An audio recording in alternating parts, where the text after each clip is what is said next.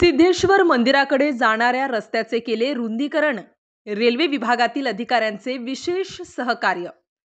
कळमनुरी तालुक्यातील डोंगरकडापासून जवळच असलेल्या शिदोबाच्या उंच माळावर श्री सिद्धेश्वर महादेवाचे जागृत देवस्थान आहे. हे मंदिर निसर्गरम्य अशा माळावर असल्याने शिंदोबाचा माळ म्हणून सर्वत्र प्रसिद्ध आहे. या मंदिराजवळ जाण्यासाठी उंच असा गडाचा रस्ता आहे, पण तो अरुंद असल्याने येणाऱ्या जाणाऱ्या भाविकांना गेल्या 10 ते 15 वर्षांपासून मोठ्या प्रमाणात त्रास सहन करावा लागत होता.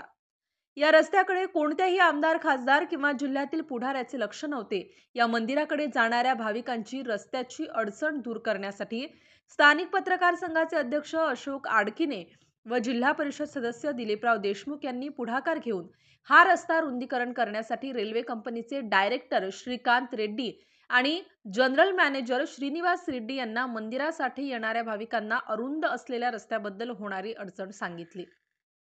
लगेच रेल्वे अधिकाऱ्यांनी होकार देऊन स्वखर्चाने 15 दिवसात रस्त्याचे रुंदीकरण करून दिले. त्याबद्दल त्याचा डोंगरकडा व देववाडी परिसरातील भाविकांतर्फे शाल व श्रीफळ देऊन सत्कार करण्यात आला.